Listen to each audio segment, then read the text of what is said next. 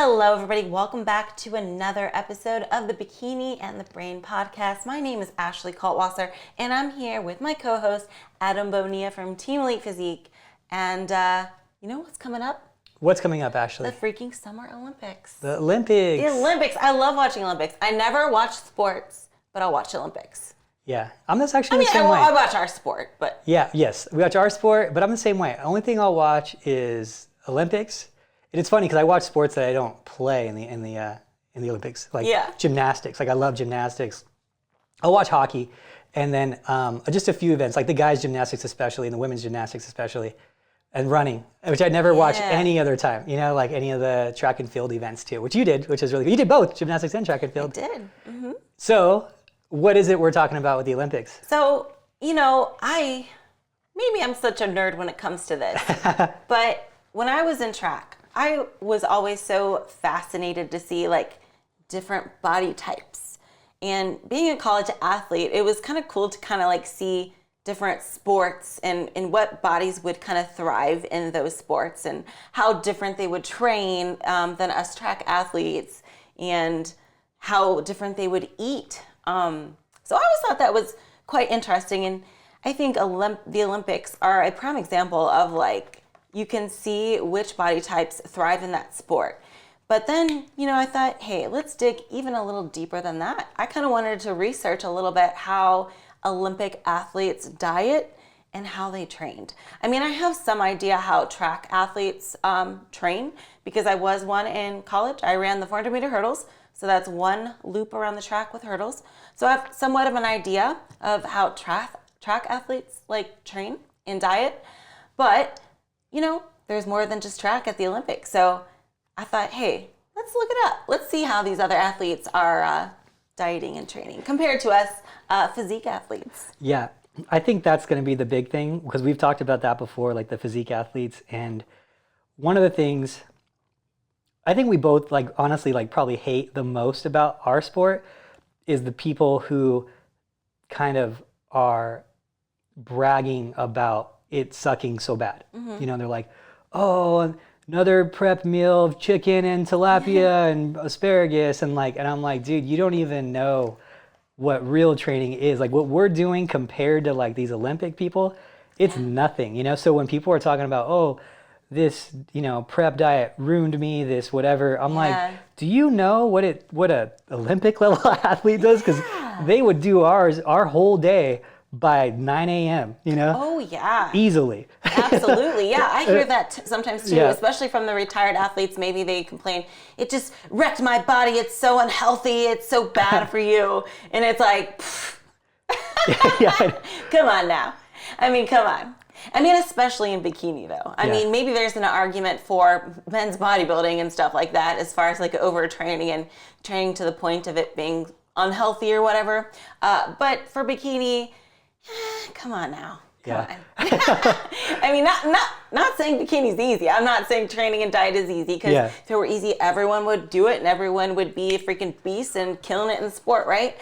But what I am saying is, if you really take a look at how other athletes are training and all that, you might be surprised to see that it's maybe not as much. I think in physique sports, it's more like I would say the biggest difference is like, or I guess what might be harder in physique sports compared to the other athletes is the diet, right? Yeah, because it's 24/7. Exactly. Yeah. Whereas from what I'm seeing from the other athletes, there's more leniency, there's more, you know, kind of eyeballing things where in comparison to us, we're measuring, we're weighing, all that stuff. So obviously diet plays a bigger role within our sport. But as far as training is concerned, man, you see some of these athletes and how they're training, it is crazy. Yeah, I think it's good for people to hear that and see that because people who've never grown up playing sports, who we both played pretty high level sports, and so I think the problem with that is that we're trained to such the extreme that this doesn't seem like much, you know, when we're training, you know, and even if you did an hour of cardio and an hour workout, we're like, that's like just starting. Like it's a 2-hour hockey practice with another hour and a half off ice, like is nothing, you know. That's like, oh, it's an easy day. Like it's like a normal day, like Monday through Friday, that's a normal day, you know. So like the so when people get into like in the depths of prep and they're doing whatever, let's say an hour of cardio, and they're eating, whatever, 1,200 calories. Like, I think them being in that zone and embracing the suck is going to be easier for them to realize, hey, comparatively, I could actually be pushing myself a lot more, and I'm actually like not even reaching close to my potential of like exertion of what I could be potentially doing. I think about it sometimes too in another term too, which is, and this is a bad way of thinking about things, but it is just seeing what human beings are capable of. And this again, it's not a positive or anything like that. But when there is like in China, there's like people who are forced to work, and they're forced to work in fields. They're basically slaves, and they are working from morning all the way to night. They barely get any breaks. They'll sleep 6 hours or so per day, and the rest of the time they're forced to work. And so it sucks, but you just can see what the human ability is, even on lower calories. They're still, they're not thriving or anything like that, but you could see, hey, they've been doing that for years over there, and it's like documented. You could see it. And to me, I look at it as like, one, I feel bad for the people, but two, it's like, man, the human body is really capable of a lot of work and exertion. I mean, it's 18 hours, let's say 15 of those hours a day, 7 days a week, these people are being, are bent over picking rice, things like that. And I was like, man, to me, I was like, that's crazy that they can do that for so long, like years and years and years. So when I think about like human exertion and I think about you reaching your maximum potential, I think about those things because even though it's a cruel, it's not a great way of thinking about things. It's just you have to be able to expose yourself to what the true abilities of a human being are. And I think that the Olympics are a great way of doing that because we could see someone reach their true maximum potential, measurable amount, which is really cool to see. So I look at all these weird things, like that. And that's one of them that, it's definitely a callous way of thinking about things, but it's like, it's just like, you're like, okay, we could push harder for sure. We're more capable than we think. Like our restrictions are really set by our mind. Yeah. And so in our comfort, honestly, I think more about comfort than anything. Comfort, yes. Because it's uncomfortable to do more work. Oh yeah. But exactly. each sport has its relative acceptable comfort area, right? Yeah. Like, so if you got into contest prep and the relative acceptable comfort, the norm was you training 5 hours per day, that would be what you went into it thinking, and then you would just be like, okay, this is hard, but you wouldn't think anything else. You would be like, okay, that's what it takes. And that's the thing is with these other sports are like, that's what it takes. And and you can see it because they're all still doing it. Yeah. Even people who are not in the Olympics are doing it, trying to get there. Yeah. And so you got to think about it. They're working a regular job, they're not paid, and they're trying to get there, and they're training 5 hours a day, and they're not complaining, right? And so it's like, I'm sure they're complaining just as much, actually. Yeah. But like, it's just cool to see, and I think that this is going to expose people to that, and they can look at their situation and be like, okay, I don't need to be posting that it sucks so bad, because really, it's not that hard from what my capabilities are as a human, my human potential. So that's something I always like kind of look at. Because as mammals, we're the only mammals on Earth that don't do everything that we possibly can within our lifespan, which is kind of crazy to say. Like a whale does every possible thing it can do in its lifespan. A lion does every possible thing it can do in its lifespan. It's not a mammal. Like, you know what I'm saying? Like, we're the only ones that don't do everything in our lifespan that we can. We don't reach our full potential.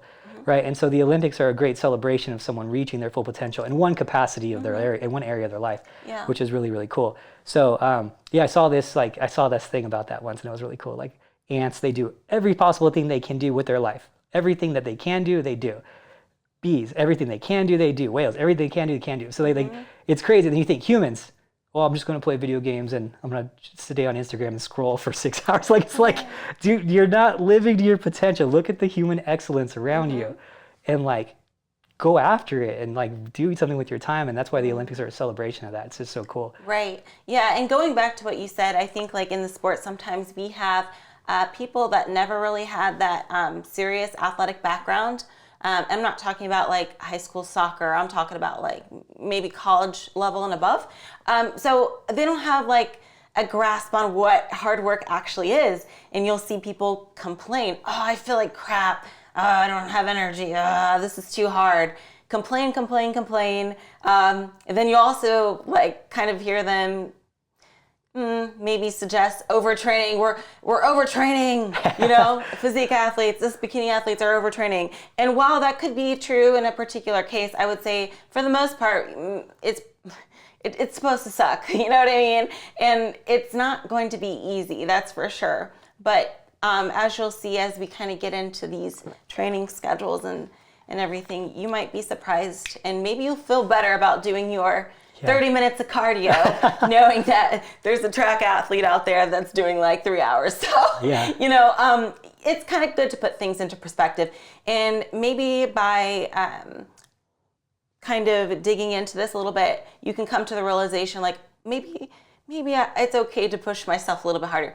You know, maybe I shouldn't be complaining that it sucks, because we all know it sucks. But the thing is, maybe I'm wrong, but I don't see any Olympic athletes complaining how much their training sucks. Yeah. This sucks.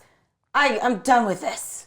This sucks. It's too hard. Yeah, you don't really, right? I mean, they'll retire more gracefully. I don't think they complain as much that it sucks and stuff.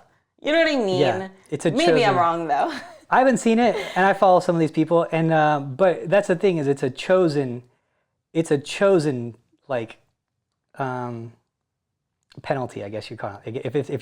If you're penalized for doing what you want to do, you're choosing to do it still. Like that's you're choosing it. You know what I mean?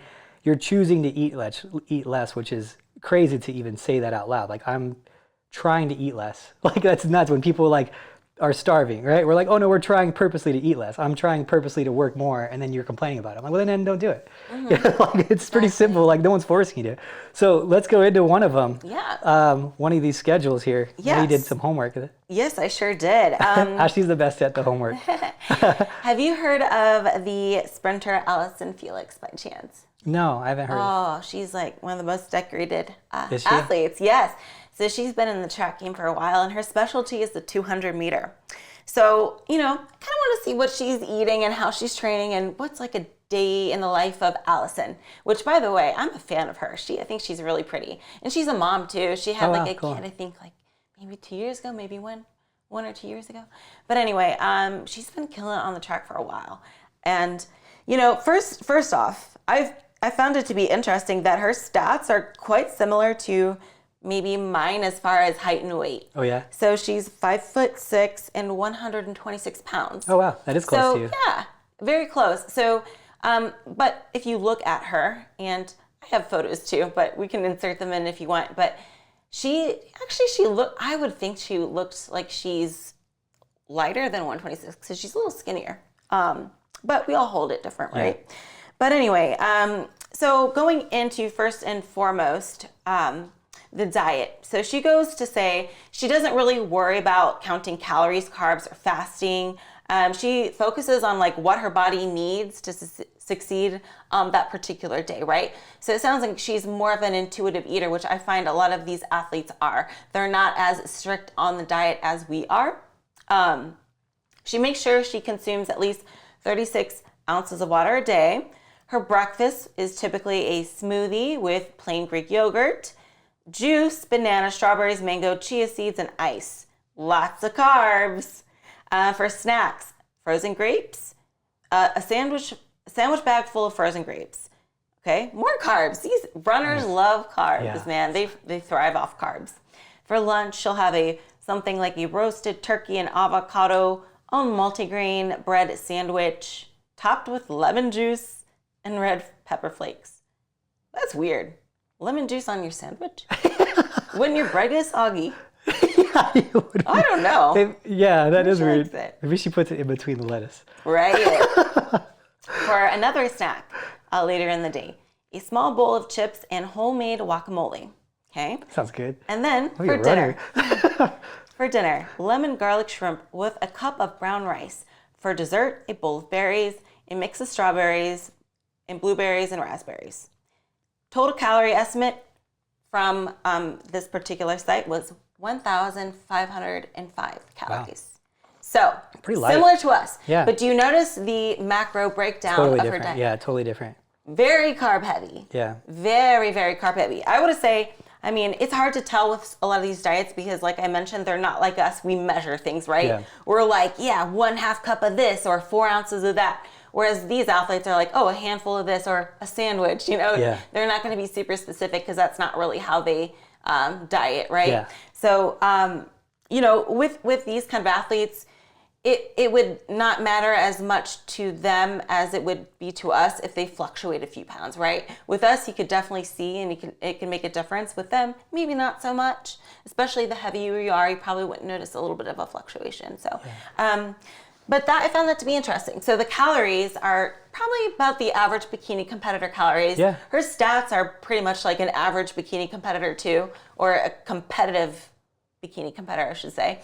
And yeah, but mostly carbs, lots of fruit, lots of fruit. You know what I found interesting about that? There's a couple things I found interesting about that. One, when we talk about how much protein someone needs, and she's a pretty good example of that, because we overshoot protein, and I overshoot protein when I create diets too, because it's not harmful to overshoot protein to some capacity. To like an extreme capacity, it's harmful. You know, if you're ALT, AST, and your creatinine and all that, your kidney, liver, all that is fine, then then overshooting protein is not really that bad of a thing. You know, you could overshoot it and we're talking overshooting like a gram a pound. That's overshooting. But you look at someone like this who's performing at the very highest level. So this is her body. Yeah, and she's quite fit. She's got some abs too. I mean, she's got a decent core. Yeah. She looks like a kind of almost like could be a bikini competitor, right? Yeah, she looks like she's off-season bikini competitor, right? One like a good off-season bikini competitor. In a good way. Not like the ones that go like 30 pounds overweight. Yeah. So her protein, if you were to do it, so the real protein markers, and you're going to see different ones all over the place, but it's 1.2 to 1.6 grams of protein per kilogram of weight, which ends up being somewhere in like the half gram. 0.6 grams per pound if you want to do per pound. So it's not a lot of protein that you actually need, but we overshoot it. For bodybuilding, we always overshoot it because it's not harmful to do that, and you might be able to use some of it, so might as well go for it, and it's a hard macro to store as fat. But she's like probably barely even at that. I mean, it sounded like she was at like 40 grams of protein a day, maybe 50 a day. It sounded like, it didn't sound like much. It was all carbs. And then the other thing I found interesting about that was that even someone who's training a lot, probably not so much as much with weights as she is with like track drills and stuff. And if she is, it's more explosive types because she's 200. She's doing 200. 200 meter dash. So, okay, so that's like, it's not super endurance based. So yeah, that could be. No, Adam, that's a sprint. Yeah, that's a full on white. That's a white muscle fiber. Yeah, so it's explosive training. So she's probably doing a little bit of explosive training, like in that middle rep range, like 8-ish to 10-ish, because it's like right in the middle there.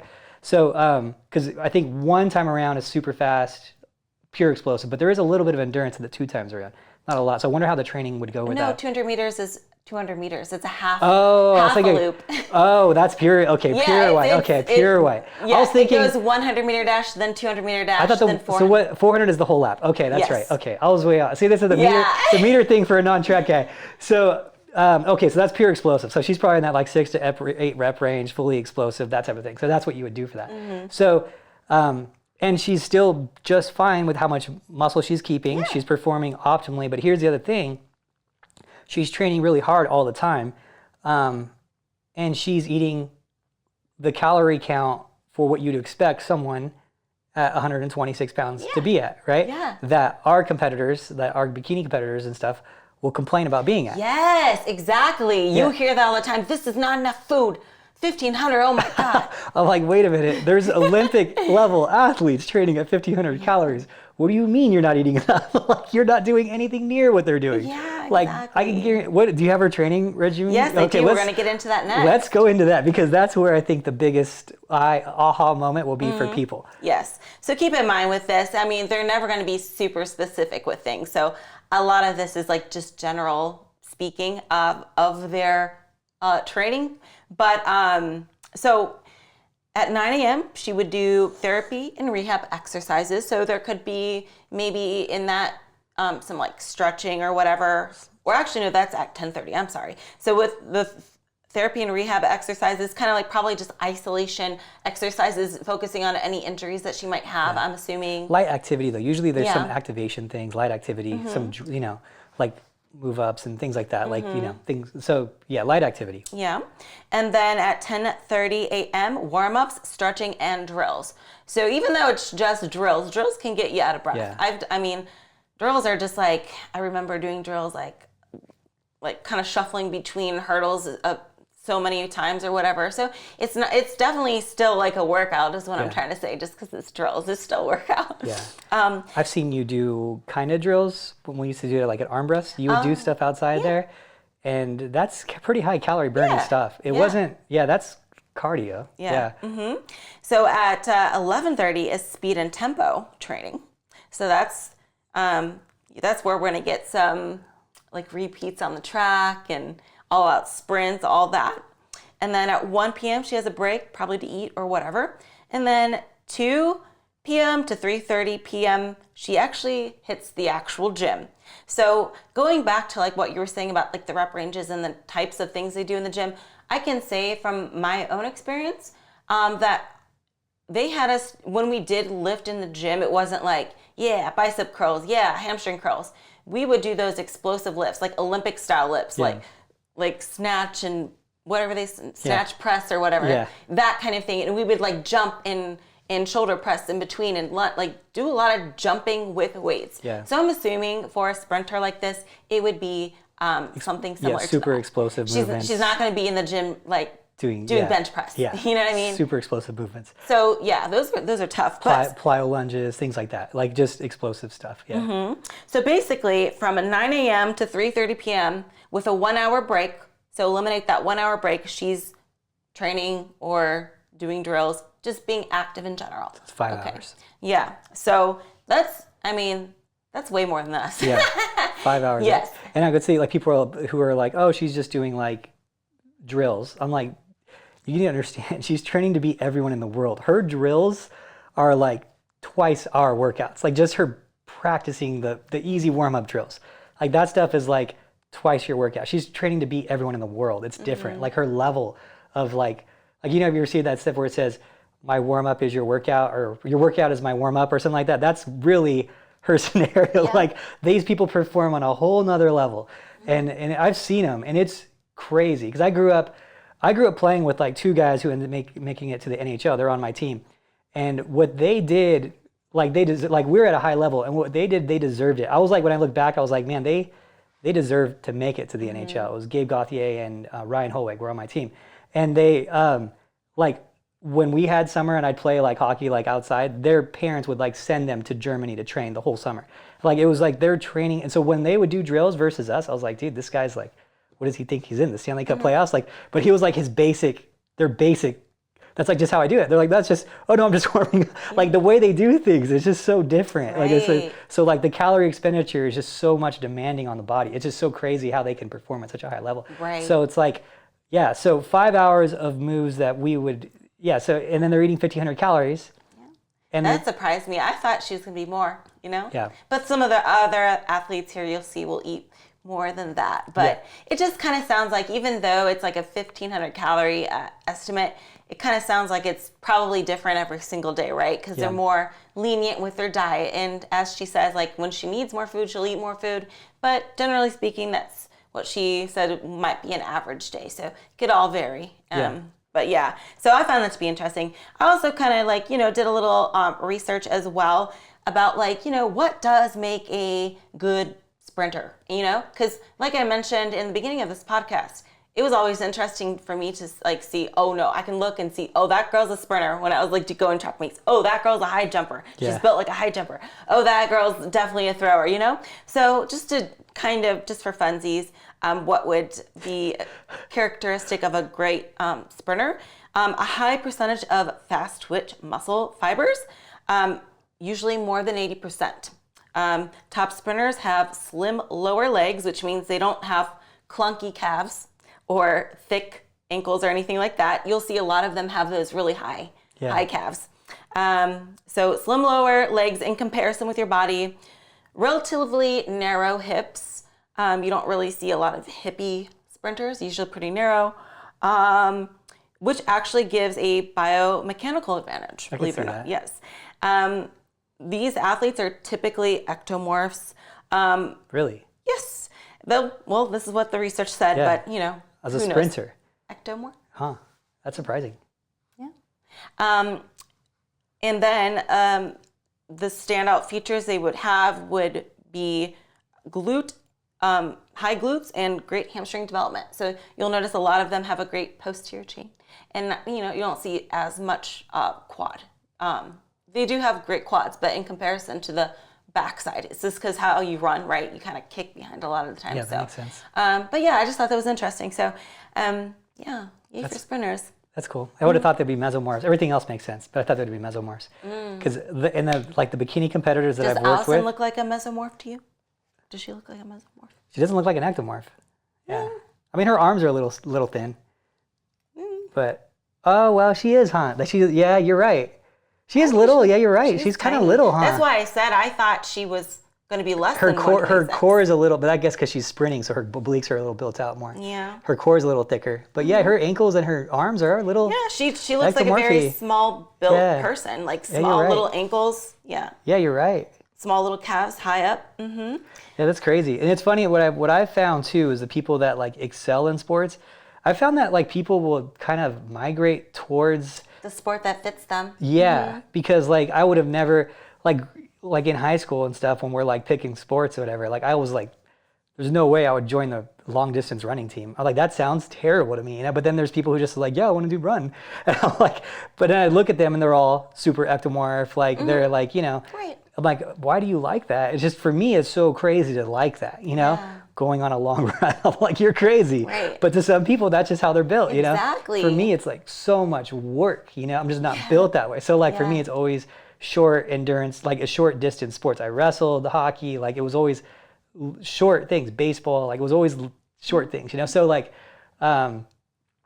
yeah, so it's funny because I think that's just how I was built. I think that's just how I'm built. Like I guess I'm more fast twitch because it's like, but I don't think I'm like super fast twitch because it's always been like 45-second periods or 45-second shifts, wrestling match, you know, a minute, 2 minutes, like that type of thing, you know? So it's like short, it's not like explosive, you know? So I don't know. It's just what I think. I think it seems to be people who end up good at their sport. Right.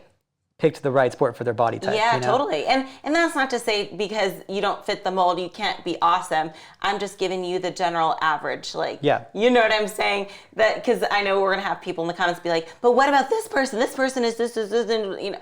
Yes, I know, but I'm talking about the general average, right? I thought that was very interesting. So moving on to the next athlete, please tell me you've heard of her, Simone Biles. Oh yeah. Okay, thank Who's God. heard her? Do you know what sport she competes in? She's gymnastics. Okay, Yeah. just want to make sure. She's like the best ever. Yeah. Besides She's pretty Ashley. legit. Besides Ashley's pretty good. Me? Your gymnastics career. Oh, no. No, how many medals did she get? I don't want to misquote. Just say a lot. It was a lot, right? A lot. Is she the most winning Olympic of all time? I think for gymnastics, I think. Yeah, I think so. Don't quote us. I don't know. Though. Yeah. You can tell us in the comment section, but don't take our word for it. She's just really good. Just take it from us. She's really good. I love her look too. I love her cute. look. Yeah. She's got a good look. Compact. Very compact. Gymnastic girls tend to be shorter. Yeah. What's up with that? Yeah. What's her? I actually have the Yeah, reason. I want to see her stats. So first and foremost, Simone Biles. She is 4'8", 104 pounds. Whoa, I didn't know she was that little. Thickums. 4'8"? She's 4'8", but 104 pounds. So she's very compact. I didn't know they were that little. I didn't think she was going to weigh that much. I thought they were at least like 5'2", 5 foot. Oh, I knew she was super short. 4'8". Yeah, she's tiny, but she's very, very muscular. Very muscular. That's a lot of muscle for a 4'8" person. Exactly. If I have a bikini competitor who's stage ready, who's pretty jacked, who's 5 foot nothing, they'll be 98, like 96 to like 103 pounds. Like that's like a normal 5 footer who's pretty jacked, like pro level 5 footer, like 96 to 100. Yeah, right around there. So she is. Yeah, I'll show you pictures. She's 4 inches shorter than them and 8 pounds heavier. That's jacked. Yeah, she is. I mean, that's maybe a bad photo because her muscles aren't showing, but she's pretty muscular. Yeah, that's jacked. Yeah. That's full on jacked. She's a powerhouse. Dang, but going back to your question, why are they so short, or why do you see a lot of shorter gymnasts at the high level, right? Because at the high level, like Olympics, it's probably rare to see somebody over 5'2". You know what I mean? Of course, there's exceptions, like I mentioned before, but they're all very short. And the reason why they are so short is, so short people flip faster than tall people. So in gymnastics, you'll see a lot of spins, a lot of flips, okay? And in a sport that has a strong emphasis on flips, that puts short people at an advantage. Makes sense. There are also benefits to having short legs on apparatus like the beam. You're less likely to run out of space. Same thing with the floor. And there's more room to run and jump because there's less of you. Not only that, the shorter you are, better center of gravity. That makes a lot of sense. You know, so that's why you'll see a lot of them. I know that there's like a theory out there, and I'm not entirely convinced it's true, that it kind of stunts your growth.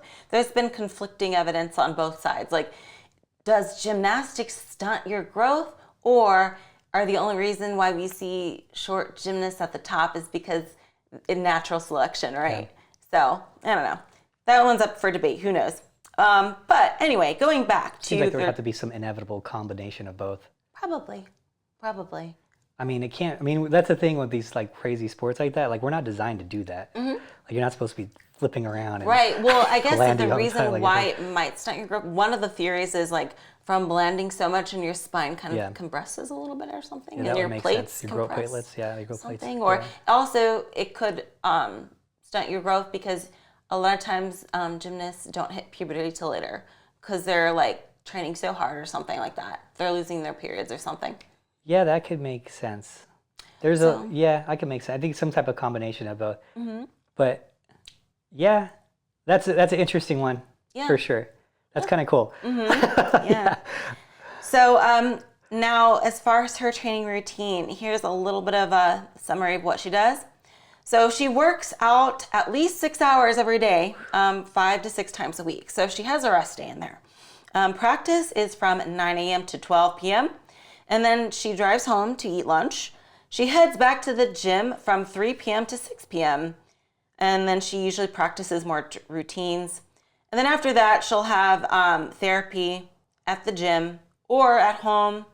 Then she'll eat dinner, chill out, and do it all the next day. She also mentioned that depending on what time of the year it is, she also likes to add cross training and strength training to her workouts as well to build her muscles up. So sounds like she spends some time in the gym. Not the gymnastics gym, but the weight gym. But yeah, she also swims on occasion for a workout and bikes as well. And as far as her diet is concerned, for breakfast, she mentioned that she actually doesn't use caffeine or coffee or anything. Oh, wow. Yeah.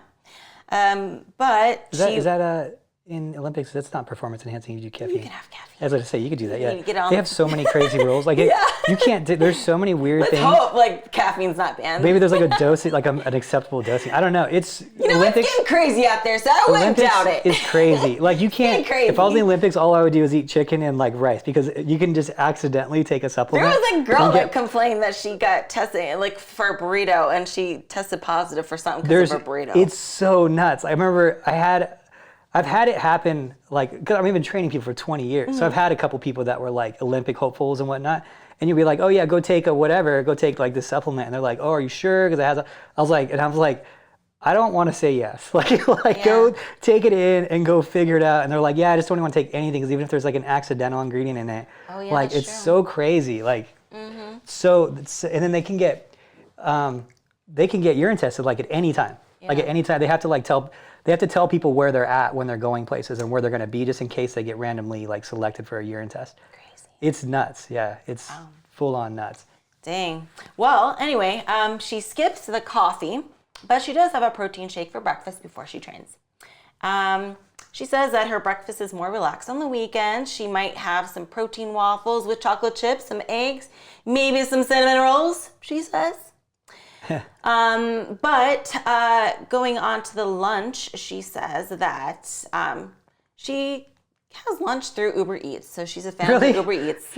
That was a sponsored ad. That was a sponsored ad. I don't know. Maybe it is. Oh, Dang, I want to be sponsored by Uber Eats. Dang. I like to eat trifecta. It's like And muscle leg. Oh, I just so happen. organic. I just happen. Good. Yeah, exactly. That's so. You don't say it like you wouldn't say that. That's a sponsored. Yeah. That's a sponsored. You'd say I eat whatever food they deliver, but you wouldn't say I eat Uber Well, she Eats. says she Good for her. She's making money. Good for her. Well, she does mention the food that she does get delivered.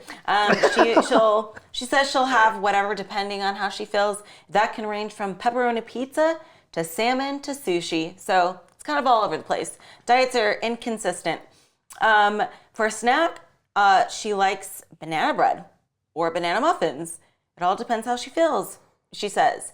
But when I splurge, I like to have popcorn, pretzels, and Nutella, stuff like that, as part of a snack. So I think the whole diet was a splurge. Cinnamon buns, pizza. she said on the weekend, but Oh, okay, but that is splurging. Yeah. But it's crazy because she burns so many calories that I don't think it's relevant. It doesn't even Right. matter, you know? It's definitely 6 hours of not hurting her, right? Yeah, 6 hours of spinning around all day long. That'll do it. You can eat whatever you want. And for dinner, she says for dinner she listens to her body. So that's a common theme, kind of intuitive eating. If I'm feeling like a little bit of a less healthy meal, I'm not sure if that was proper grammar. I get pizza or fettuccine alfredo with chicken. And then for dessert, she says she doesn't have a big sweet tooth, but then again, isn't banana bread like Nutella sweet tooth? She's kind of like me. She likes the fats and salts. That's good because I'm not a sweet person either. I like that. the sweet. Yeah. She says that it must be sponsored by Uber Eats because she's munching it again. She says, I find myself looking at local places on Uber Eats for cookies or ice cream or both. Or if she's at home, she will have strawberries and whipped cream. That actually sounds tasty. And for drink, she says sometimes she'll have a little bit of booze on the weekends. Glass of wine or a margarita. Good for her. Yeah, good for her. See, so she's making that Uber Eats money. That's why. I mean, she's 24 years old, living her best her life, yeah, you know, life. training like a beast and enjoying her treats. So yeah, that's very different from us. Very different. Much. Yeah, very much. She earns it, and it's obviously, and if she was performing worse, she wouldn't do it. So that makes a lot of sense. Yeah, and totally take this with a grain of salt because this is like one interview she had, right? Yeah. Who knows? Maybe the next interview she's on a more strict diet. So probably always changes it up. So take it with a grain of salt. Yeah. Sorry if you guys can hear that. Dude just got to the office and he can hear me talking and he's crying. I was afraid. He's crying. He wants to see me. I'm not gonna lie. I thought you fluffed, and then I heard it again, and I was like, "No, that's not it." It was like it's a squeak. I would bring him in, but he's gonna knock the camera over. So we do. Hopefully, he just doesn't bark at the door. Okay. So Anya brings dudes in every day, so you guys know, to the office. And if he can hear or see me through my glass office door, he'll just sit there and cry until I can come and say hi to him. And so it's crying. That's a sad story. It's so sad. It's so sweet though too, but it's cute. You sit there. I'm afraid you knocked the camera over though. Oh gosh. Okay, next up, let's move on to a distance swimmer. Oh, that's what I have for my guy. Really? Well, I guess he's all over the place with how he swims. Okay. Is it distance? Because I picked Phelps. So I'm not sure exactly which ones he does a lot of them. He probably is ranging. I know he was he was just stacking up those medals. Yeah. He probably does a bit. But this girl specializes kind of in 1,500 meter swim, which in comparison, when you hear 1,500 meter or 800 meter, 800 meter on a track is considered mid-distance, right? But it's a totally different story when we're talking about swimming because it's longer in comparison, right? So this is definitely distance for sure. This girl, her name is Katie Ledecky, and she is a world record holder. So she's freaking awesome. So her stats, she is 6 foot tall. She's a tall one, 161 pounds. And just to go into the little fun facts of why you see a lot of tall swimmers. So you'll see a lot of tall swimmers at the high level. And the reason being is it definitely gives them an advantage to have that long wingspan and just to kind of cover more distance in general in comparison to a Simone Biles, right? Yeah. So the wingspan is much different. She can cover more distance. And it's also an advantage to be short-legged in swimming, believe it or not. Yes, because you're just kind of dragging them in a way, I guess, is the makes sense. The idea of it. But yeah, shorter legs have been found to be advantageous for swimmers as they help add more power without creating lots of drag. Other favorable traits would be large hands, large feet, and large lungs, right? Because they're like paddles. So that's very helpful. And I'm not sure if you've ever paid attention or noticed, but do you ever notice that like swimmers tend to be like a little bit softer? Maybe not so much on the male side, but on the female side, they will all basically kind of look somewhat like this. This I would is say the girl. a lot softer than most any other endurance athletes or even short distance athletes. Right. Yeah. So the reason being is Flotation? yeah, they probably float a lot better. Buoyant, yeah. And also you'll notice that they got some, just probably from training and stuff, very wide shoulders. Yeah. Huge back. So they're built very wide Yeah. up top, like triangle shaped in a way. So that's a little fun fact there while you see a lot of tall swimmers. But let's see here. Her routine. Now, I don't have a diet on her, but I'll give you her training regimen. So she a little bit of training too. She practices around 5 a.m. She'll have 2 pieces of toast with peanut butter and an apple or banana. So I meant to say we don't have her training. This is her diet. Sorry to confuse you all. So she'll train at like 5 a.m. She'll have like 2 pieces of toast, peanut butter, and an apple or a banana. Post-practice, she will have some chocolate milk and either a bacon, egg, and cheese tomato omelet with potatoes, or maybe a bagel with cream cheese and eggs, or yogurt and fruit. So that's kind of very typical American diet, I would say. Yeah, all of the prep people are like, man, I want to be a swimmer. What is that? Bacon, what is that? They're like, I want to be a swimmer. What is that? So around noon, before heading to her training session, again, she usually snacks on an apple or pear with some yogurt, honey, berries, and granola. All right, early afternoon, more training. She will have lunch, which might consist something of pasta, chicken, or a Caesar salad, and a double serving of chicken and an avocado. Mid-afternoon, about an hour before leaving her second swimming practice of the day, she will snack on some more fruit. Early evening, she will have more yogurt, drink more chocolate milk. In the evening, she will have either chicken or steak and either pasta or rice. Some nights, though, she'll have starches swapped for arugula with white beans, tomato, and garlic.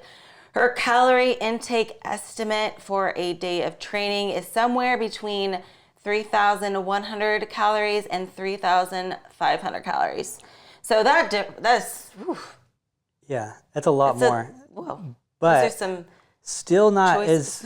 still not as high as I thought it would be for a swimmer, just based on who I picked, which is. This is a female compared to a male. It so. shouldn't be that much more. That's crazy. But I mean, I Well, figured even in double. bikini, we have different Yeah. caloric intakes. This is They can crazy. vary range. They can very much so range. So Yeah, that's true. I've prepped bikini competitors at 4,000 calories for shows. It's just crazy. right, and yeah, even just like Allison. That's not to say all sprinters are going to be 1,500 either. I had a client at Universe. She got 4th at Universe last weekend, Louisa Burke. And I think the day we had so much food the week of the show. It was like 300 carbs, I think 3 times. And then like the day before the show, I never really load people like the day before the show. I think she still did like an addition. I have to look back at it. I think it was like 400 carbs. I was just like, she just was going right through them. And I was like, she was like leaning out as she was loading carbs. I'm like, what's going on? She was losing weight. And I was like, it's just crazy. Some of these people diet at such high calories because they're just different. Everyone's just different. And then I have other people who are like, 1 grain of rice, Right. just 1 grain. So it's like, it's crazy that it is different. But so this is really significantly different. So I won't bore you too much with going into it too deep, but cool thing about this is Michael Phelps, the most decorated swimmer, I think, of all time. I think he's the most decorated Olympian of all time, actually. So he is 6'4". He is a lot lighter than I thought he was, 165 pounds. Oh, wow. I thought he would be I don't know I thought he would be heavier. I don't know how he weighs that. This girl weighs more than him. How's that possible? I don't know. He's Are you sure that's correct? That's what it says. Oh. Yeah, that's what it says. I don't know. I mean, maybe I'll look it up again to somewhere else. But 6'4", 165, and the crazy thing about him is he actually has a 6'7" wingspan. So he's longer arms than he does height. Definitely an advantage for swimmers. Makes sense because his legs are probably short. Yeah. Like you said. Yeah, you'll see them with really short legs and long torsos, right? Yeah. All the power usually comes depending on which swim it is, but most of the time all the power's coming from your back. I don't know how he weighs so little at 165. I don't know, man. That doesn't seem right. A 6'4" guy. I mean, I couldn't weigh. Like, I'd have to be so lean to weigh 165. Yeah, let's fact. We're gonna Maybe it's a typo. Look at another. I would say. I mean, I would be okay with 185. I would think maybe. Yeah. That would make sense. He's tall. Yeah, 6'4". And it's not like he doesn't have muscle. He definitely has muscle. He's got some size to him. Yeah.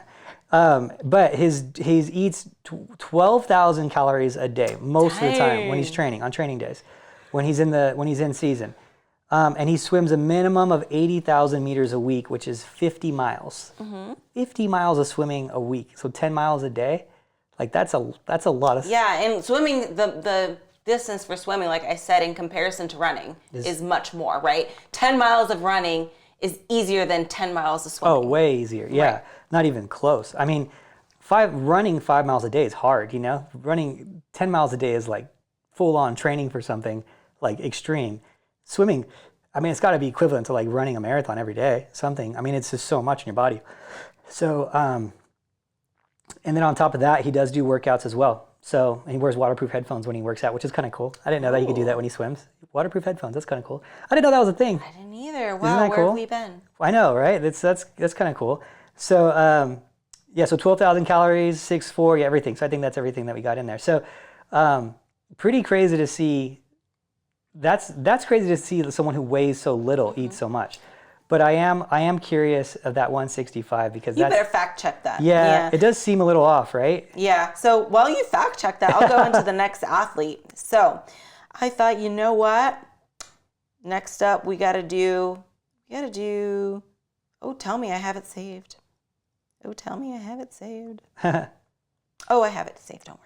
Okay, next, how could we not do a weightlifter, right? They're totally different than us. So different. So the weightlifter that I am going to be summarizing here is Sarah Robles, and she's a very popular weightlifter, and her specialty is the clean and jerk. So she is 5'10". She is 273 pounds. So walking through a day in the life, she will... she says, I train anywhere from once to 3 times a day. So that's 2 to 8 hours, depending on what's going on. And if I'm in a heavy training cycle, I'll be training at 7 a.m., 10 a.m., and 4 p.m. In between training sessions, I'm eating, resting, and doing homework and taking care of other duties that are necessary. And then she said that she doesn't really have a regimented diet, really, but something that would be, she did give like a little typical day diet, right? And she said at 6 a.m. she'll have a peanut butter and jelly sandwich with a glass of milk. At 8 a.m. she'll have a protein shake. 9:30 a.m. fruit. 12 p.m. protein shake. 1 p.m. chicken breast, rice, fruit, or vegetable. 3 p.m. yogurt and mixed nuts. 6 p.m. protein shake. 8 p.m. chicken, rice, fruit, and vegetable. 10 p.m. protein shake. So do you see what's kind of cool about her diet? It's almost like ours in a way, except for obviously a lot more. So you'll see like a lot of these bodybuilding clean foods, like fruit and rice and chicken, protein shakes. Yeah, that's really cool. Except for the peanut butter and jelly sandwich, I don't see too many competitors have. She says she'll have a peanut butter and jelly sandwich with a glass of milk. So I don't see many competitors having that, but who knows? But also what I found to be unique about this like daily nutrition schedule was she's eating like every 2 hours most of the time. There's some points in here every 3 hours, but that's a lot of like meals per day. And Yeah. I say meals with quotations because I wouldn't count protein shakes necessarily as a meal, but she'll have them timed in between her meals. So And it every sounds 2 more hours. precise too. Yeah. Like it's very like everyone else's was kind of like, oh, my typical day is kind of like this, kind of like that. And hers is like, nope, this is it. Like, Well, she, as I mentioned, she did say it's different every day. It's kind of like, and more like, this would be a typical day kind of thing, but I think her exact words were like she's the only one that mentioned timing, Like, Yeah. what is it, 3 hours? She says 2 she hours? doesn't have a regimented diet is basically what she said. So, but she did Okay. give like a little summary of like a typical day kind of thing. So, Okay. I was Googling Michael Phelps when you probably said oh, that. and this is her, by the way. So her physique is very different from anything you would see in our sport, right? Yeah. So she's 273 pounds, 5'10", and she's, built for power and strength. And I didn't want to give like a summary of like what makes a good weightlifter because I find that's a little hard because there's so many different weight divisions, right, in lifting. So she's like the heaviest class, right? But there's also that's like the under 105 class or whatever. I'm not sure exactly what the classes are, so don't quote me. But what I'm trying to say is that would be kind of hard to nail down any consistency with that. Not to mention on top of there being different weight classes, there's also different movements too. So that could also be a factor. But, obviously in that sport, unless you're trying to make the weight class, you don't have to be super lean, right? Especially when you're in her like heavyweight class, it doesn't really matter. I guess the only thing is like, if you're doing movements with power that do require a little like speed with them, it is nice to be a little bit, lighter. In some cases, like the extra weight probably isn't that necessary, but she's definitely making sure her body is fueled, that's for sure. So Yeah, I think that's interesting because we can use that same type of thing for our sport. Like if you look at a 212 bodybuilder, they're all short. Like, Right. I don't know a 212 bodybuilder over like a successful one that's like over 5'4", really, right? I mean, I think, is it 5'4", 5'5", maybe? Like, so, I mean, most of them, the current Mr. Olympia champ, I don't know how tall he is, but it's got to be like 5'2", right? Yeah, he's small. The He's current so Olympia, symmetrical. 212, yeah. Something like that. Yeah, and so like, you have that, then you have the wellness girls, and you'd see like a wellness girl, and you're like, she would never fit, like the good ones wouldn't, well, I guess there are those one outers, right? Like Frida's kind of like one of the one outers, I guess, because she did actually do really good in bikini. It actually does fit wellness quite well, but she definitely fits wellness better. Right, she was like fighting her body. Yeah, in fighting bikini, her though. body in bikini. Yeah. But yeah, for the most part, it's a type that is specific to it. You could see it, like you could see it in figure and bikini and physique, all that. So it's kind of cool that the sports are like that, and then our divisions are like that, and it's just kind of like a cool thing to see. Look at I don't think the dog's at the door crying still. Some weird noises. He's so sad. It's every time he sees me, it's like the Beatles are in town, man. It's like, The Beatles are oh my God, the Beatles are in town. That's like you saw me 4 hours ago. The dudes, you gotta love dogs though. It's so funny. I would let him in, but I know he'd go so crazy when he sees me. He's gonna knock the camera he'll over. definitely knock that Next time over. I'll tell It's him not a to good idea. keep the other room locked out. It's so funny. So yeah, no, I think it's cool that we pick the right division for your body type, just like you pick the right body type or right sport for your body type. Like you kind of like migrate towards it naturally. So so that's a good lesson for people too to learn. Like, hey, I don't want to fight my body. I just want to go like into what suits me best. You're gonna like the training best probably that way too, because the same thing for these athletes. So, and I do find that with bikini too. Like someone who doesn't fit bikini, and we have to like hold them back. They're usually the type of people who want to lift. Like if someone who's like getting too muscular and they're like figure looking, or like, hey, you got to hold back, they like hate it and they just go to figure. They'll do it for like 6 months and they're like, I hate it. I want to lift hard and heavy. I'll just go to figure, that type of thing. So, so same, I think there's a lot of similarities in that too. So Did you fact check Michael Phelps? yes, I did fact check Michael Phelps. I do. More sites are saying he's 190 to 195 than are saying 165, but that did say 165. That could have, he started really young, like 15. That could have been could have been like an old weight. like an old weight. Who knows? Because even sometimes I'll see on random websites that they gave my height incorrectly. Like they'll say I'm 5'4", and I'm like, huh? I'm 5'5", trying to short me an inch. What the heck? Shorty you an inch. Trying to short me an inch? How dare you? But there is some inconsistency, and unless it comes from their mouth, it's kind of hard to tell. But I bet you it had something to do with it being an old stat. Yeah. Or maybe I think he qualified for Olympics when he was like 15. So that would make sense. That would make sense. As a teen to be that light, perhaps. Yeah. But 190 sounds more reasonable. Yeah, he doesn't. For his current. 6'4" is a big dude to be 165. That's a light guy. It's a skinny dude. So yeah, because I'm 5'9", and I don't think I can get to.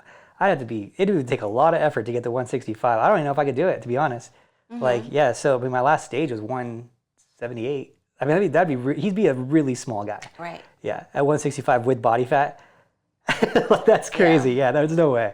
It had to be when he was 15. Yeah, you're right. Right. So, maybe they got his stats mixed up too, like his height. Obviously, he grew since then too, height-wise, but maybe they carried over the height, but didn't carry over the current weight or something. But either way, Michael Phelps was one of the guys I was I loved Michael Phelps when he was doing his thing, Still do. He still was an awesome guy.